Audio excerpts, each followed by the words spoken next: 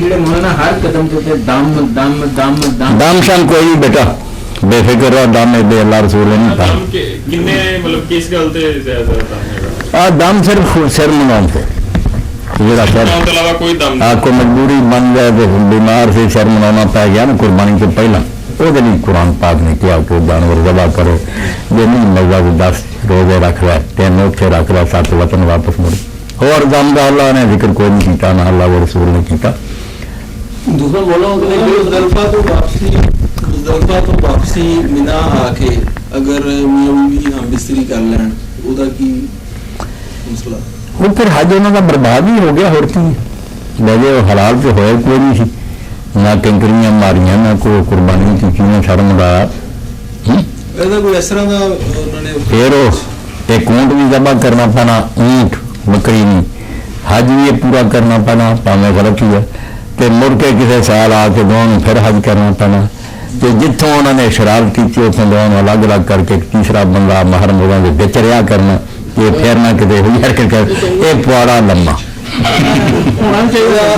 ये सजा भी बहुत ज्यादा है। मैं इस को पूछा कि कोई किताब च मैं मतलब बाद च मैं पढ़िया लिखा सी कि राइट अगले साल लाजमी हज करना पैना, और ऐसा भी लिखा है। असल च मिना तो वापसी ते ना एक खतून ने मैनू अव्वल जरा ना मेरे नाल इस तरह कैंकरियां वज जाना, कैंकरियां मिना आके पहले 7 कैंकरियां वज जाना, फिर खैर है। फिर अगर ऐसा हो जाए चलो कुर्बानी दे के जान छोड़ जाती, हज तो बाद छद दे अगले साल तो जे अजे हलाल होए ही नहीं बिल्कुल, तो फिर तो काम खराब।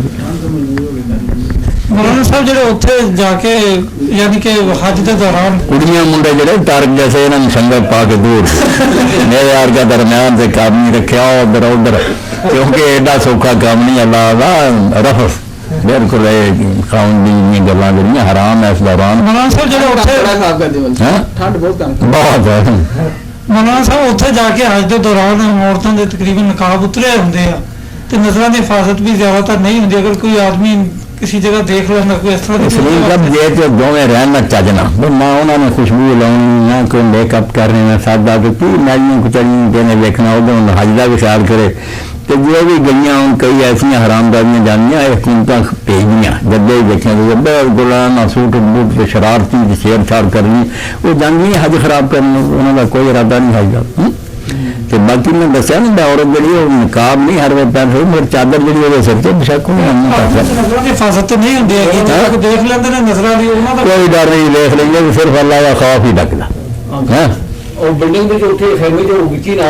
मौलाना लिख दे उत्थे आदमी तसवर करे जिवें शेर की गोच का बच्चा बैठा होगा ना, तो कोई देखे शेर चीर सकता, ये समझ गैस वे बच्चियां अल्लाह की गोच बैठियां, ये बेटियां और शेर है। इतने अगर बुरी हरकत की हज भी गया और तेनों ने बर्बाद करके बड़ी मिसाल है जी, बड़ी शेर की मिसाल दी कि शेर की गोच के बच्चे ने देखा इन्हें पता लगे कि करना की शुरू कर, चलो वो कर। बड़ी खुशी हुई जो जी चाहता अगले जुमे में लिया बयान करा।